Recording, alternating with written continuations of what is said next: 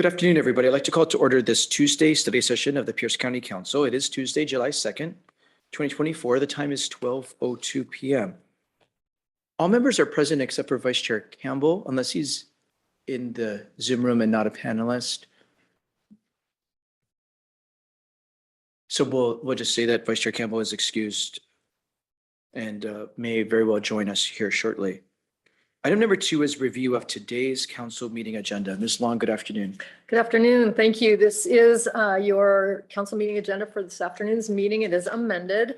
We'll start with your consent agenda and just a couple of comments. And since we did go over this yesterday, but there are a couple of things I want to highlight. So the first of the ordinances under introduction and scheduling O-2024-531. This is the transfer of control of the YCOM franchise. The title, as we mentioned yesterday, has in fact been revised. It doesn't really change the scope. It's just a little wordsmithing on that. Nothing else has changed on that. Then the only other item that I want to bring to your attention that is new is item number F under introduction and scheduling. That's O-2024-538. And this is an emergency ordinance adopting interim amendments to a couple of chapters of the code, 17C30 International Residential Code, 1825 definitions, and 18A38 temporary development to fulfill immediate need for emergency shelter for unsheltered residents of Pierce County, adopting findings of fact and declaring an emergency. You'll be setting the final on this one for July 9th. And I know Erica will be briefing you on that ordinance shortly. You'll see the 2 grants are there on your agenda for approval, and the motion related to the litigation with the SHS is there for settlement purposes. So moving to section 7, you do have a proclamation, and that is proclaiming July 2024 as Park and Recreation Month in Pierce County, and that was requested by Councilmember Krueger.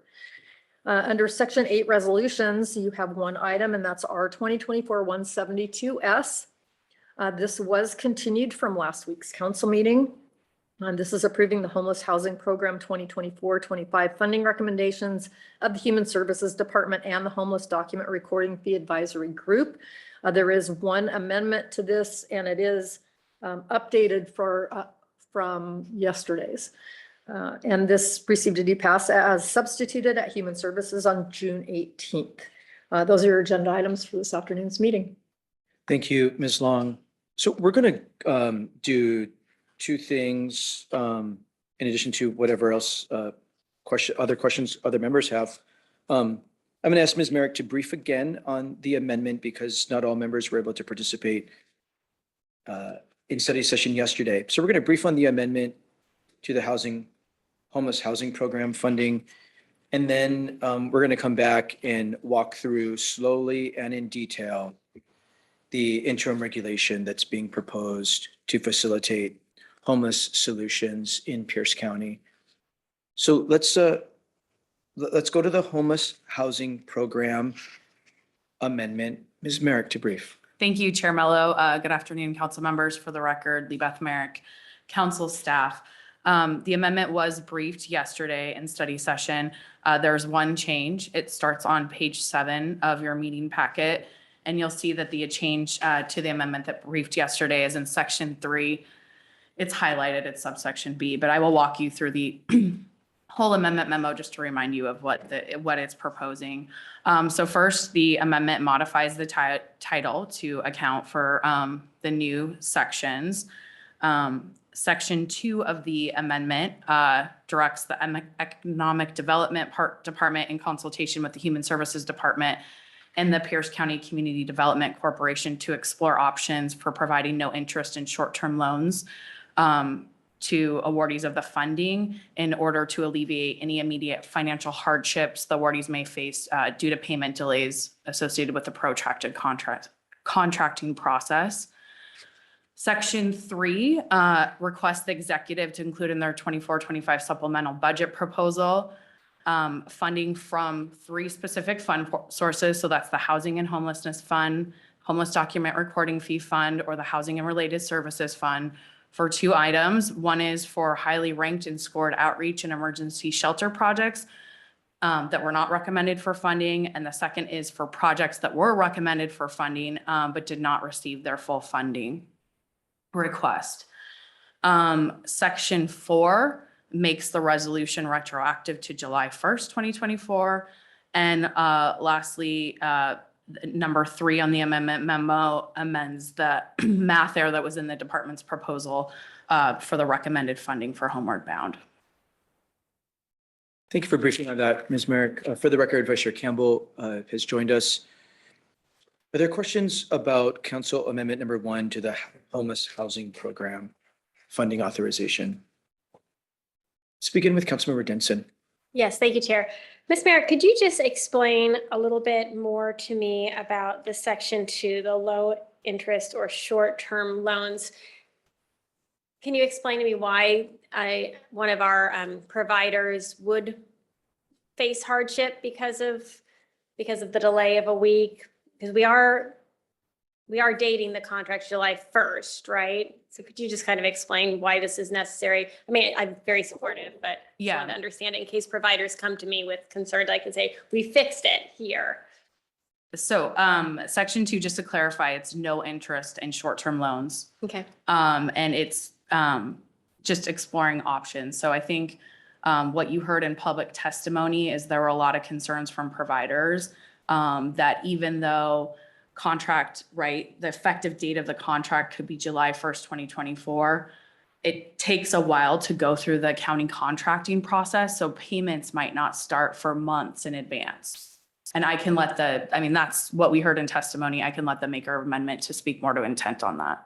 So they can bill for anything that is under the contract starting July 1st, but you're just saying since the contract might not be fully executed for a couple months, they're not going to get paid until the contract is executed. So my understanding is that they cannot start invoicing until the contract's been executed.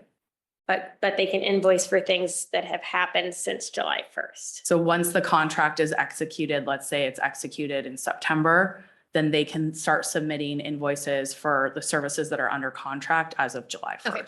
Thank you. I understand now. Thank you. Yeah, thank you for asking those really important questions. We're trying to get the department to begin thinking about the real cash flow problems we put our human services providers in, right? There are significant cash flow situation. Yeah. So we're authorizing that they can backdate to July 1, as you know, but we know full well it's going to take 3, 4, 5 months to actually get a contract inked. And so meanwhile, how are they paying these bills? They're carrying all kinds of salary costs and other costs for 3, 4, 5 months. That's asking a lot of our providers. So they have significant cash flow concerns. We know the provider community has gone to places like the Greater Tacoma Community Foundation and others to continue to seriously explore this very question. When government takes many, many months to contract, what do they do in the meantime? Many human services providers are getting lines of credit. But that's not cheap, right? A line of credit is 6, 7, 8% on the money. And so that's an added cost to these human service providers doing a public good and something in the public interest. It's a lot of expense. So as Ms. Merrick explained, I don't know that the department's actually going to get there for this time, but I think it's in our interest to get the department to really think about the harm we're causing providers by taking so long to contract and the significant cost burden we're putting on human services providers for cash flow. Thank you for asking. Councilmember Morell.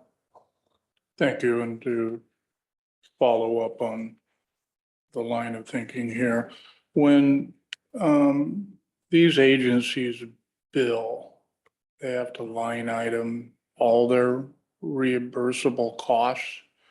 So they don't, say if they get $100,000, they can't just on a quarterly basis say $25,000. They have to itemize everything, and then everything is then checked off in finance. Is that correct? Yes, Councilmember Morel, that's my understanding of the process. The provider submits their invoice with each line item of the service, and then it's reviewed by program staff to verify, yes, this expense is eligible under the contract, and then it's submitted for payment.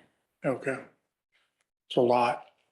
The other thing, I guess, then going to Ms. Long pertaining to the legal matter of changing the title, it doesn't, what we're attempting to do doesn't mean that we've got to re-advertise again and start the process over. No, in this case, so the rule is if a new title would exceed, the scope of the original proposal, this still falls well within the original broad scope of the proposal to ask department to be supportive by doing certain things to further the general subject matter of this resolution. Okay.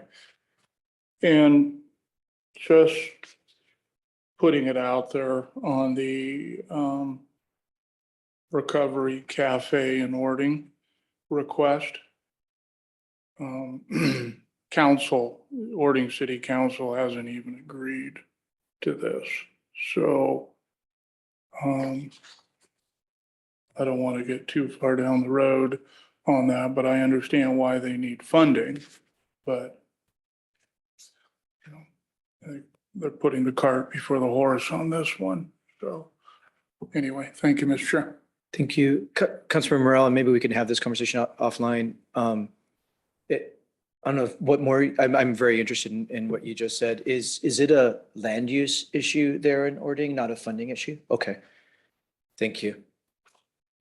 Good to understand. Thank you. Anything else on Amendment 1? Thank you, Ms. Merrick, for your help. Let's call on Ms. Rhett Hunt from our staff to discuss the interim regulation here related to temporary housing communities. Ms. Rhett Hunt, I'm going to ask you to go slowly. Okay. And members, you're encouraged to ask any and all questions. I'll just say on the outset, Ms. Rhett Hunt has worked with Mr. Kruger and Mr. Taylor in pretty quick fashion. We've had many conversations over the last couple of months, right, as we get updates about projects like the Lehigh Tiny Home Village in Spanaway that we funded with American Rescue Plan Act dollars. They bought the land already. They secured the land. They're trying to move through the permitting process to house vulnerable folks living on the streets. That's a very clear example. Their main barrier to completing the project, we've already funded and they've already purchased the property. Their main barrier is permitting, land use and permitting. And we've had this discussion several times over the past couple of months with the Human Services Department about how we can work together to allow our code to facilitate this. And this very much mimics our safe parking regulations that this council has worked on really hard together with the department. So with that introduction, I want to turn it over to Ms. Rhett Hunt to walk through this interim regulation. Thank you very much, Chair Mello. So the proposal is an interim ordinance that would amend 3 chapters of the Pierce County Code specifically to remove barriers for emergency shelters in unincorporated Pierce County. So the regulations, as Chair Mello suggested, the regulations address provisions for temporary housing communities.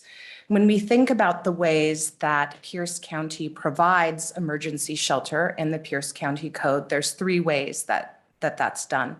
One is through the safe parking regulations, the other is through temporary housing communities, and the third is through the establishment of permanent shelter sites for permanent shelters for the homeless. So in this case, the regulations addressing temporary housing communities have been identified as barriers, And this was identified during the comprehensive plan periodic review and update. The Department of Planning and Public Works issued a report associated with the housing element, the comprehensive plan, that basically identified this set of regulations as having regulatory barriers that prevent the establishment of emergency shelters and emergency housing in Pierce County.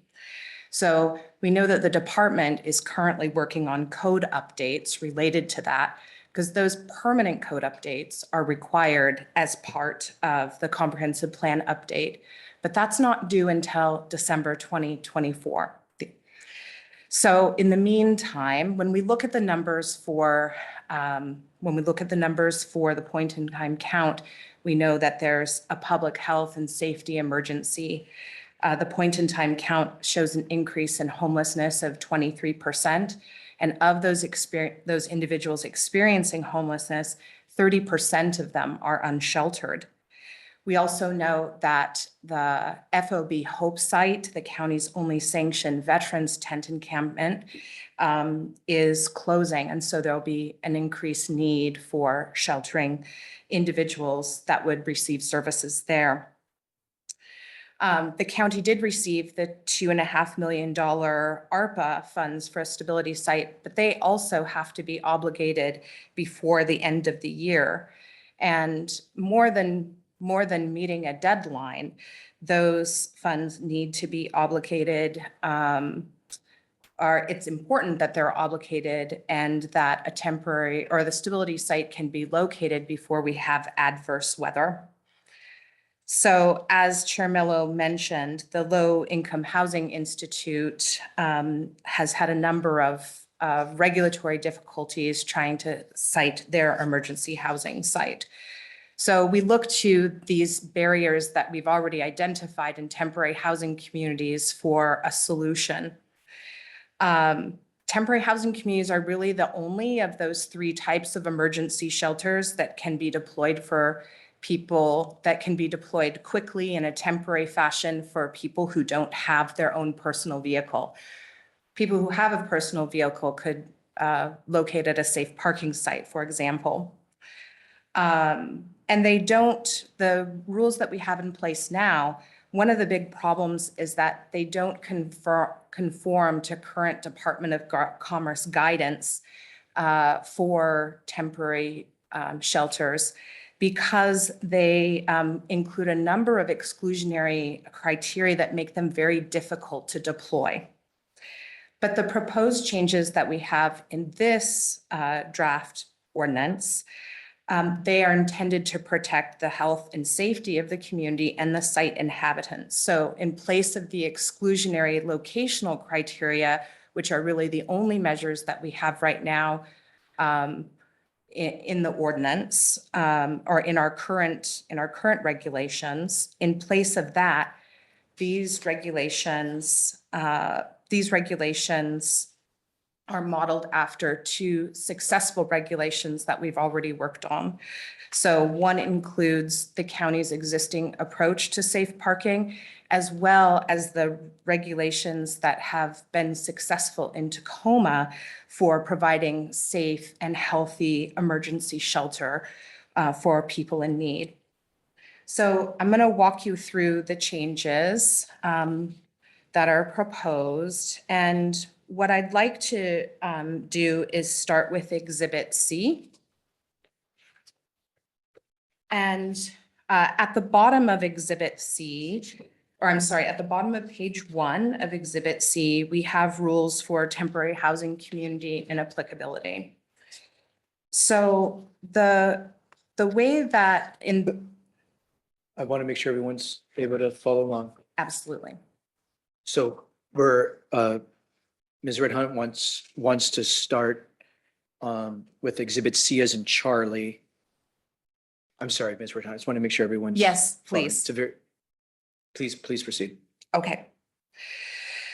So the approach to authorizing temporary housing communities employs the process that's used for approval of safe parking facilities, which is namely a memorandum of understanding that's approved by the Human Services Director.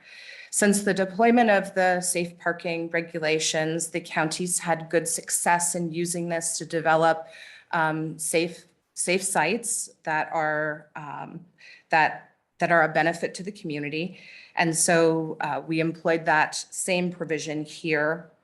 As we move through the next part of Exhibit C, I'd like you to take a look at, let's see, the bottom of page 2, where we start in on health and safety requirements, because I think these are the heart of the standards that make these temporary housing communities that make this option work for an interim basis. So if we look, the first thing is that originally, or in our existing code, temporary housing communities allow only up to 60 people. This has been extended to allow up to 100 people, and these would be in facilities that are hosted or managed by nonprofits, government agencies, or religious institutions. A community meeting with neighbors would be required prior to final authorization, just like authorization of the MOU, just like we do with safe parking. The authorization of this, one of the current barriers in our existing code is that authorizations are only allowed for 90 days with no renewals. These provisions would authorize, and we're moving on to page 3. Oh, you're already there. So on page 3, the authorizations would be allowed for 180 days. This is consistent with the approach and best practices that are used for these types of sites throughout our state, including the city of Tacoma. And it has the opportunity for the site to be renewed under conditions that they're being good neighbors and following the conditions of approval, and that there's still an existing need for the site. The approval is discretionary by the Department Director of Human Services.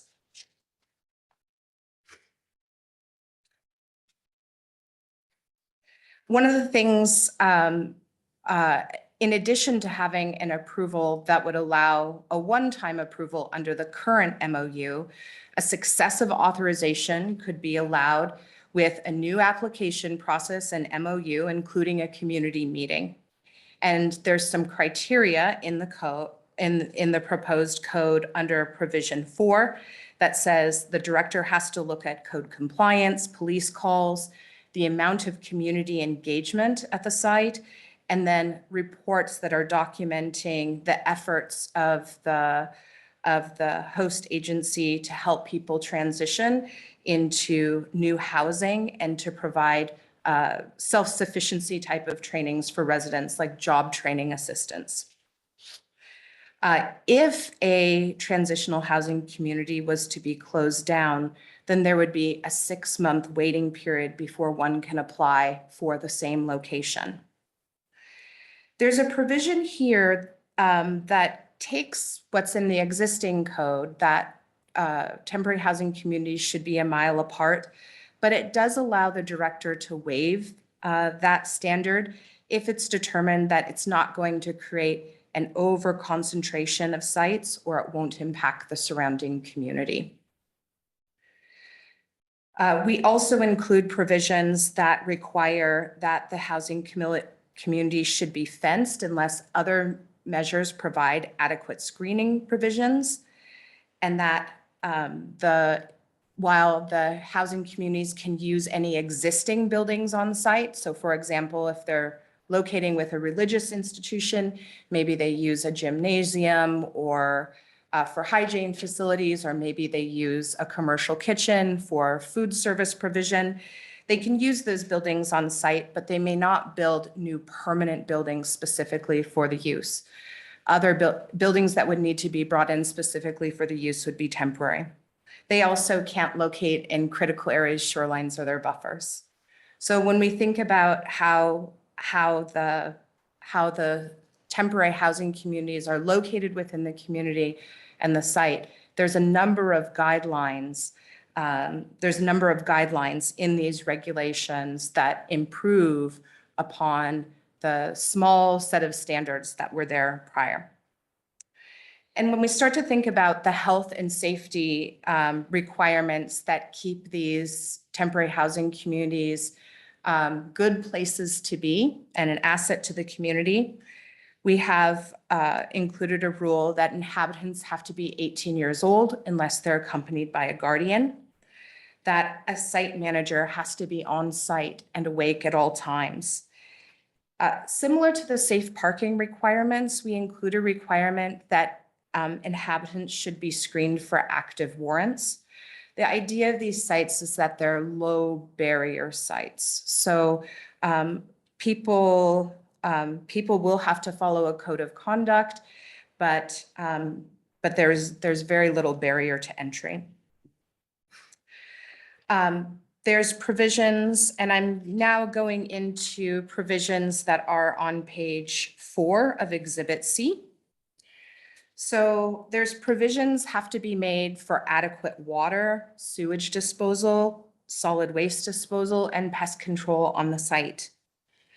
There's tables in the ordinance that specify the hygiene facilities that are necessary to accommodate to the number of people that are located on the site for things such as hand washing, showering, and toilets, as well as food prep, storage, and serving areas that must be provided.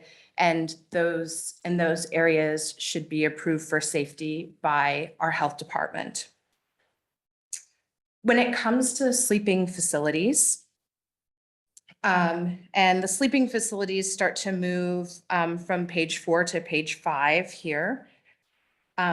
We have rules for sleeping facilities. If they're using an existing building on the site, then that building should meet building and fire codes to allow people to sleep inside of it. However, temporary sleeping facilities shall be spaced for safety. So where people are sleeping in individual tents or small structures, those will be laid out in a way to provide adequate emergency access, fire safety. The vehicle in which that gets approved and understood has to do with a letter of approval that's issued by our fire code official, which is our fire marshal. That's in number 15 on page 5. The fire code, the county fire marshal will review the premises and issue an approval letter with conditions for things such as emergency access and evacuation, the essential fire safety equipment, and making sure that the location is safe. And even though this is jumping a little bit, I think one of the important parts of this proposal is in Exhibit A. And in Exhibit A, on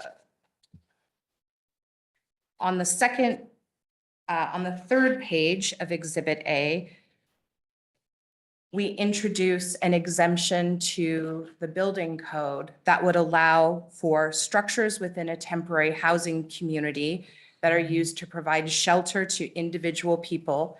This could include single occupant tents or other similar temporary structures less than 150 square feet in size. We exempt those from requiring a building permit. So while they're exempted from requiring a building permit, the safety, the spacing of those in order to provide life safety and fire protection is addressed in the rules of Exhibit C.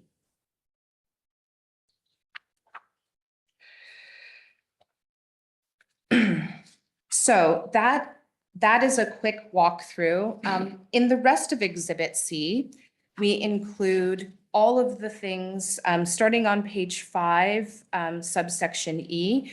We include all of the things that need to be included in the memorandum of understanding.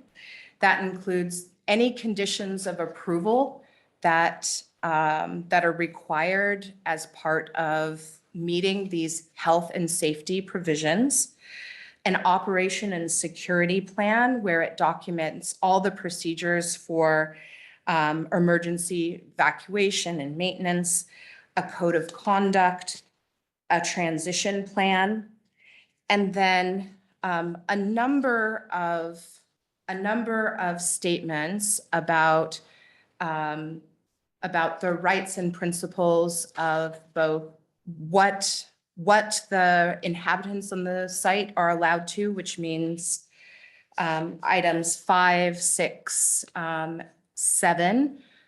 Those are requirements in state law for when these locations are cited on a religious institution.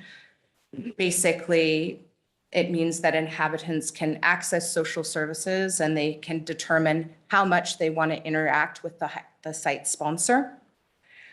We also have in 9 through 13 additional requirements from the state law about temporary housing communities that talk about statements about what the agency or sponsoring agency should do. The last section addresses public notice. This is on page 6, and it goes through the same requirements for public notice in a community meeting, as I mentioned before, as for safe parking. So prior to the finalization of the MOU, that meeting would need to be held and then would inform the conditions of approval. So also in Exhibit B to the ordinance, we update the definition of temporary housing community and then add a definition of tiny house encampment, which is a phrase that's referred to in the existing definition, and we'd like to carry that through just to provide clarity between existing definitions that we have for tiny house in the code. Those are mostly cleanup items there to ensure consistency of the provision. These provisions are proposed to be in place for 6 months. That should give the department adequate time to present its permanent regulations. But it could be renewed once through provisions for interim ordinances under the Growth Management Act. Well done, Ms. Red Hunt. That last point, I want to make sure everyone's tracking. The planning department is already working on permanent regulations in this Correct. regard. This is not a new idea that is falling on the department's responsibility. They are actively working on that. Yes, The challenge, as you've indicated, is that's not due until the very end of the year. Weather would have turned by then. The county has already invested in the Lehigh Tiny Home Village project, but there are major regulatory barriers to citing that, which this would significantly help resolve. And the forward operating base, Hope Veterans Tiny Home Village, is actively looking for a new site as they can't continue on their current site because it's Tacoma Public Utilities has indicated, as they always have, that they need the site for utility purposes. So forward operating base Hope is actively looking for a site to relocate their Veterans Tiny Home Village. So that's the clear need for the interim regulation before the planning department can complete their work at the very end. But we all know how very busy our planning department is. I don't want us to think that we're just shoving more and more on our planning department. They are actively working on it. I highly suspect this work that's in front of us that Ms. Red Hunt has produced will get the department 98% to the finish line of what this code should look like in its permanent form. Questions or comments? And I really do encourage any and all questions or comments at this time. Councilmember Denson. Yes, thank you. Along the lines there, you could just reiterate, these are interim. So once we pass the permanent code updates in December, they would take the place of this immediately, right? Is that how it would work? I believe that they do, but I will defer to And there is Ms. no Long to answer that question. There's no expiration date on this, right? It just exists until we pass the permanent one? No, interim regulations are allowed for 180 days. So. Sloan? Yeah, so under statute, as Erica mentioned, the interim regulations are effective for 6 months, but can be renewed for another 6 months after a hearing. What will likely occur upon the adoption of the permanent code amendments is there would probably be language in there saying upon the effective date, these become effective and supersede other code provisions upon their effective date. So it would be a seamless transition. There wouldn't be a gap anywhere. Okay. I understand that we are working on opportunities for low barrier temporary emergency housing. But for example, the example of Lehigh, the village in Spanaway that we've already put some funding into, I toured their Tacoma tiny home village on Friday, and they have some additional requirements and rules about occupants not entering each other's tiny homes. Or the other ones. There was just a couple small things, no open flames, for example, like candles, things like that. So would Lehigh in that example or any other organization looking to do something like this, they could impose other rules and regulations that they wish, correct? Certainly, the operator can have under their own code of conduct, whatever they want, that doesn't violate someone's constitutional rights, of course. But in this ordinance, we would require as a minimum, they would have to screen for warrants. Okay. And so, but they could have whatever they wanted in their code of conduct. We do require them to limit open flame. No open flame is required. That's under one of the fire approval requirements. Okay, well, that makes sense, and that's probably pretty standard. But some of these groups that are already operating the tiny home villages have kind of figured out what works well, what doesn't, and I'm sure they're going to want to put those best practices into place. So just wanting to make sure that they had that flexibility as well. Absolutely. Have we spoken to Lehigh, the Spanaway, and my only concern is 6 months still isn't very long. And if they're investing in fencing and all this, and I know it can be extended, and obviously we want them to be doing a good job to extend it. I just wanted to make sure that they thought this might work for them. I've met with our staff and the Lehigh project managers and their land use consultants in detail. We did a detailed meeting about the regulatory barriers. And that's where we came up after listening to them and working with them. That's where this draft comes from. We will show that we wanted to show council this draft today. We will show them this, that they have not seen this yet. We will show them this draft now that it's been brought to council, get their input to see if it removes the regulatory barriers that they were looking at for the site that we've already helped them acquire, and get their feedback and anyone else's feedback, like forward operating base Hope for the veteran tiny home village, also to get their input about how they work and site their projects. Excellent. Well, thank you. And thank you for your work on this. Thank you for those. That's all I've got. Thank you for the questions. Councilor Hitchin. Thank you, Chair.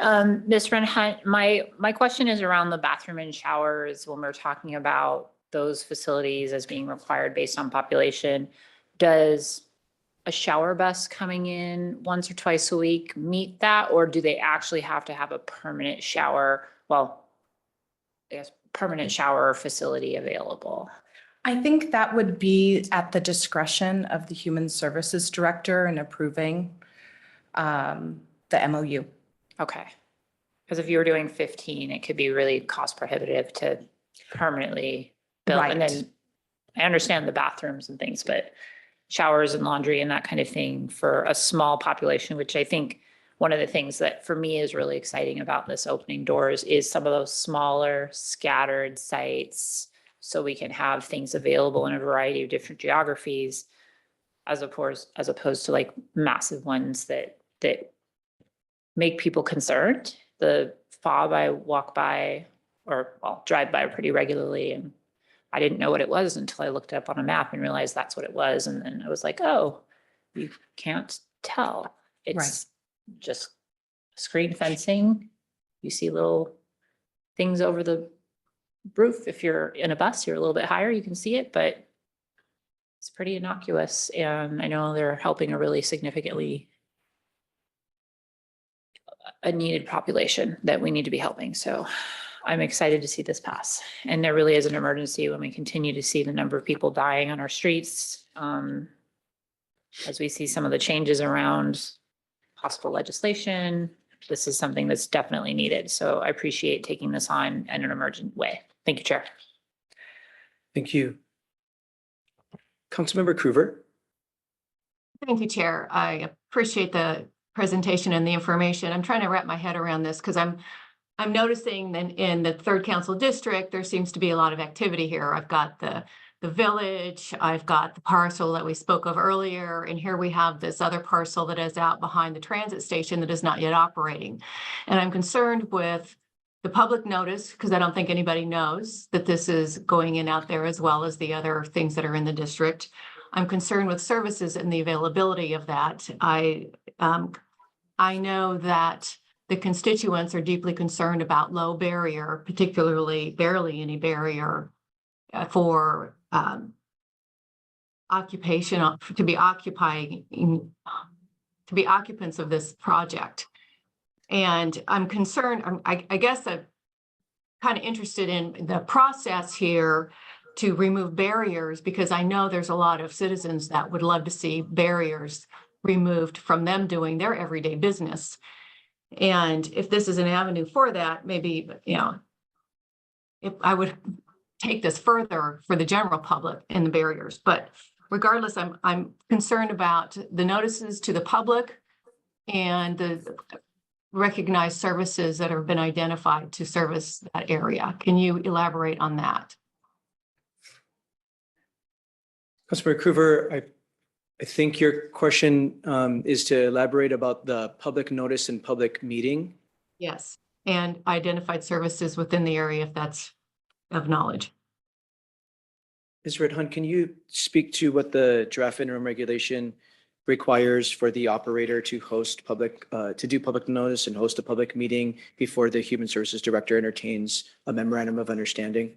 Yes, so this is addressed in Exhibit C, page 6, subsection F.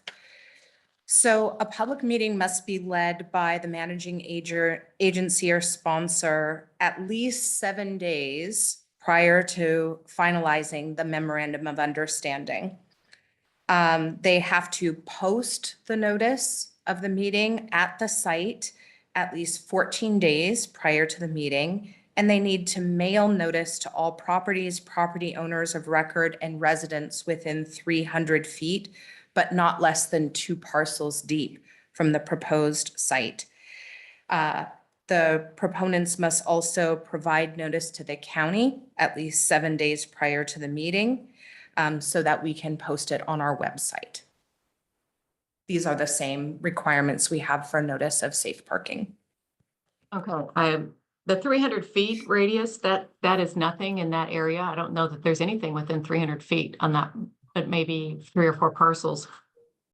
It does, in subsection 2, under the public notice provision, it says within a radius of 300 feet, but not less than 2 parcels deep. Yeah, that's still not saying a lot. But anyway, It does mimic I'm- safe parking, and if we want to offer an amendment, we can do yeah, that. I'll think about that. So, and again, is there a part of this that identifies services for those who would be residing in this temporary unit? It doesn't specify the services that have to be provided. It only specifies that, the provider at the site should be preparing the occupants to find more permanent housing solutions during its operation. And that's addressed on Exhibit C, page 3, subsection 10. Also for a renewal of the authorization, which is addressed on that same page in subsection 4, it asks for the Human Services Director to review a report documenting the status of inhabitant job skills or behavioral training. So that provides the director the ability to ask what's being done to provide services to help the inhabitants in those areas, as well as their transition to more stable housing. I'll have to study this a bit more. Thank you for the information. Thank you, Chair. Thank you. Councilmember Morel. Thank you, Mr. Chairman. In the safe parking rules and regs, it doesn't allow for any temporary structures to come underneath those rules and regs. In other words, you have 12 parking spots in 3 temporary sheds, let's call them, that can be used for housing. Those aren't allowed under safe parking? Currently, they would not be allowed for sleeping accommodations under safe parking. They do allow temporary, they would allow porta potties and hand wash, temporary things like that, but not for sleeping. This would allow a portable shed to be used as a shelter in that way. Okay. The other, are we looking at, I know this is low barriers as far as that goes, but in touring the Catholic Community Services Tiny Home Village in Olympia that was established multiple years ago, their biggest challenge is alcohol and drug use. And also people lurking in the parking lots within a block, wanting to provide those individuals. In this, I know now that we've have dealt with a lot of the comments from the Spanaway Tiny Village, drug and alcohol use seems to come up quite a bit. Is there anything in here that prevents drugs and alcohol to be on site? No. Thank you. Also, in expediting these provisions in here, is there anything that addresses environmental issues? There is a provision that says it can't be sited within a critical area shoreline or a buffer for one of those, a critical area or shoreline. So that should meet environmental standards in that way. So the site, once cleared, does it have to have any hardscape down that you place these units on? It could be on gravel, it can be on dirt. Does it have to be on asphalt? It doesn't have to be on asphalt, no. Okay. So is there any provisions for any runoff once you clear the property? Storm, I guess I'm looking at environment. Sure, there isn't anything specific in these provisions that would address stormwater drainage. Okay. And this does allow for power to be run to each unit. It would allow that if approved, if part of the fire safety approval. Okay. Yeah, my concern is just following what Councilmember Denson commented pertaining to Lehigh. I know down at the one in Olympia, the challenge that they had was they had power running to them. And the individuals living in those units were very creative on what they used the power for. So I'm a little bit concerned about that issue. So, okay. And I think as Councilmember Krueger said, limiting public comment on this could be a detriment to placing it. It'll look like we're forcing it into communities. So I am concerned about that too. Thank you. Thank you. Any other questions? Councilmember Coover. Thank you, Chair. I'm curious, looking at the map, will the businesses of the area, I guess that would be an amendment I'll be working on, is to make sure the businesses within like a mile radius are notified. There's a lot of issues in the district, so thank you. Thank you. Any other questions?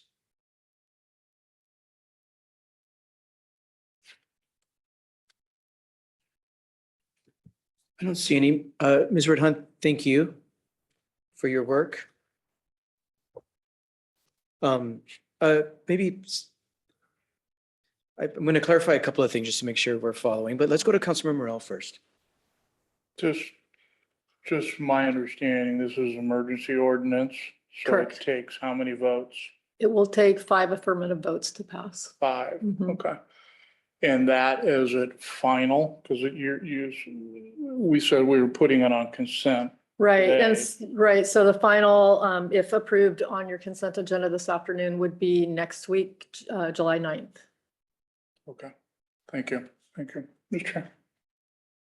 And I want to be clear because I think the language can be confusing. It's not necessarily for council members because you know our code well, but for others watching, the title can be confusing to some.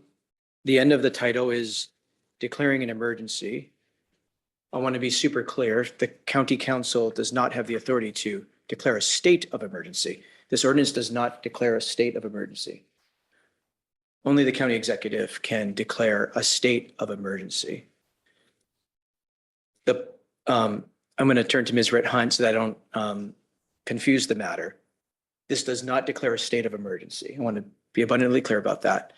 There's the language is in the title for a certain reason so that we can remove regulatory barriers in a certain amount of time and not spend many months studying the matter.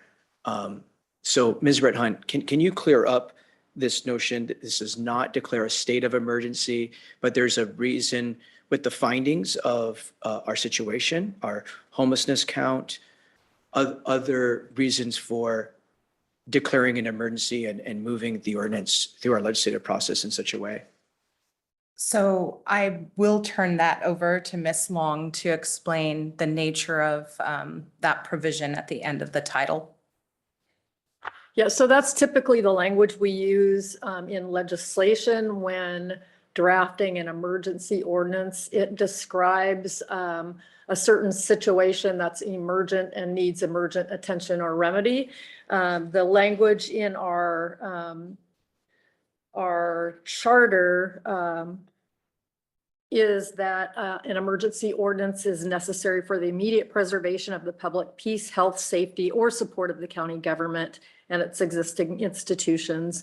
And that is supported by facts stated in section 6. It's language, it's not a broad state of emergency that you think of when you describe something that the executive could declare or the governor could declare, but something that's addressed as an immediate need by the council through legislation. And then, of course, with the charter, it has its own procedural components to it, like the shortened time for notice. There's no waiting period to become effective after it's signed by the executive. So Thank you for explaining that. I really implore all of my colleagues very seriously, please take a read of the findings of fact and the whereas statements that spell out the documented reason for this very emergent issue with a 23% increase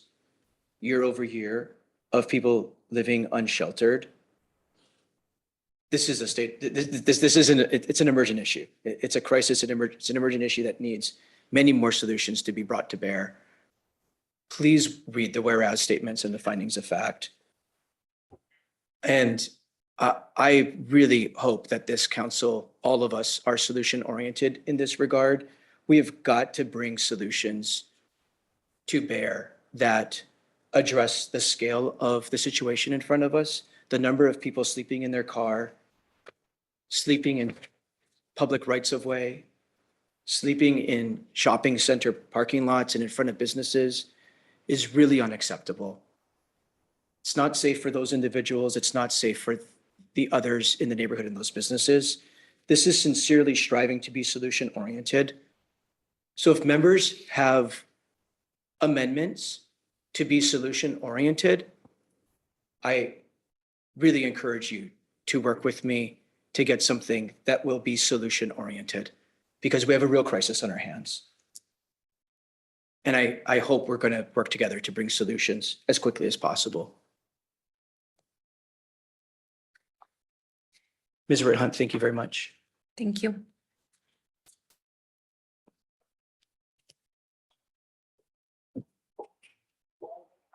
Are there any other questions about today's council meeting agenda?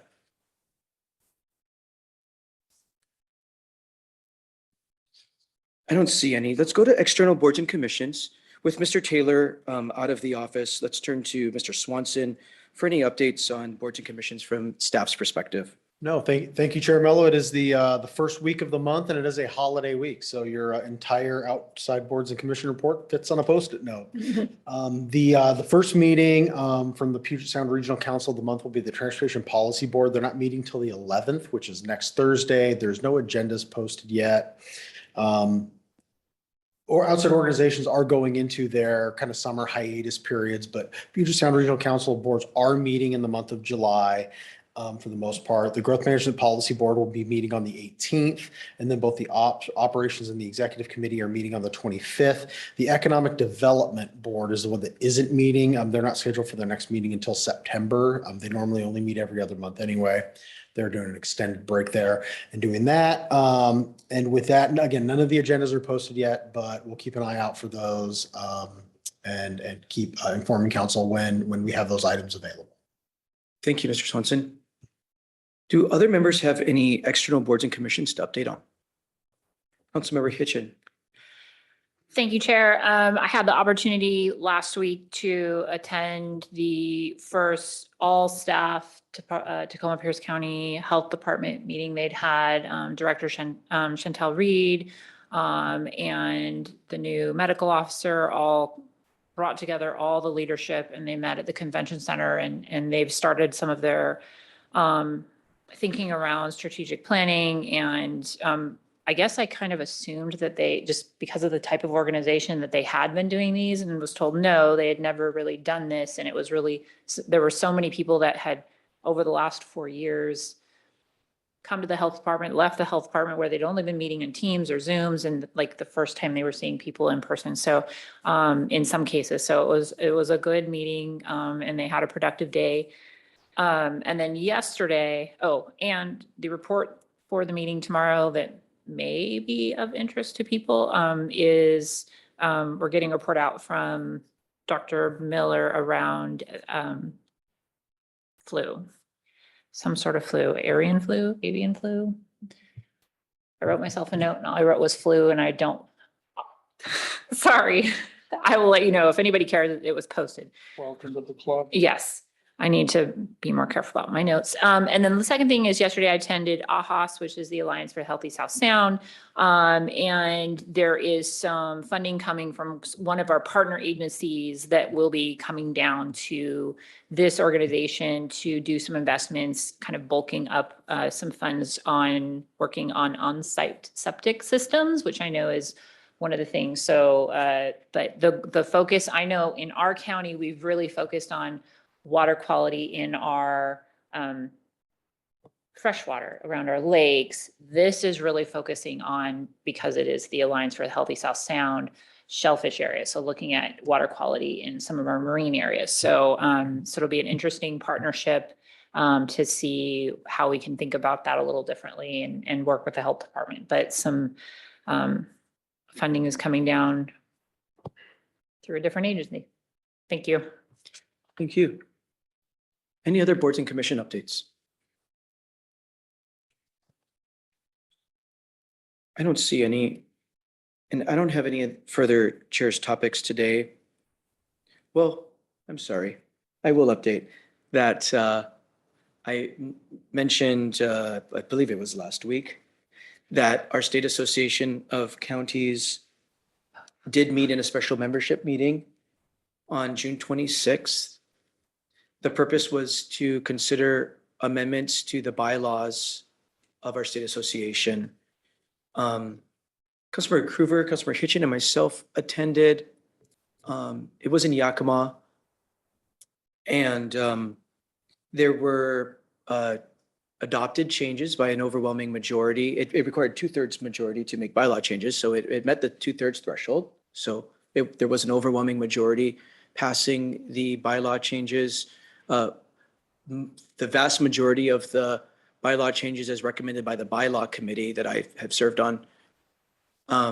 Most of the, I think, significant bylaw changes can be summarized by what I said last week, which is allowing for what we're calling on-call, on-demand proportional voting.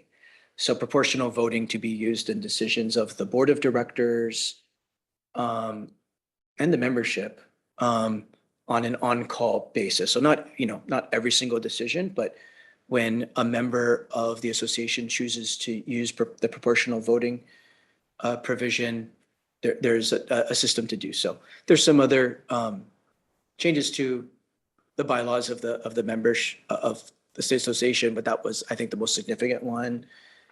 We've all been notified as members of, all 7 of us are members of the association individually and voters. So we've all received the information, but I just wanted to circle back. There were a couple of provisions that were not adopted, and the body requested the bylaws committee to continue working through the summer and fall to continue dialogue about sharing budget and considering budget and provisions like that. But I think I would say 90%, 95% about what the bylaws committee put in front of the membership passed, and there is more work to do for the bylaws committee, mostly in regard to sharing the burden of the budget of the state association between the counties. So that work will continue. I don't see any other hands. We're at other business, item number 5 here. Communications Manager and Public Information Officer updates. Mr. Dominique, good afternoon. Good afternoon, Chair, members of the council. I have nothing to update you on, but I am available for questions. Any questions for Mr. Dominique? Thank you. Thank you. Does any other member have other business today?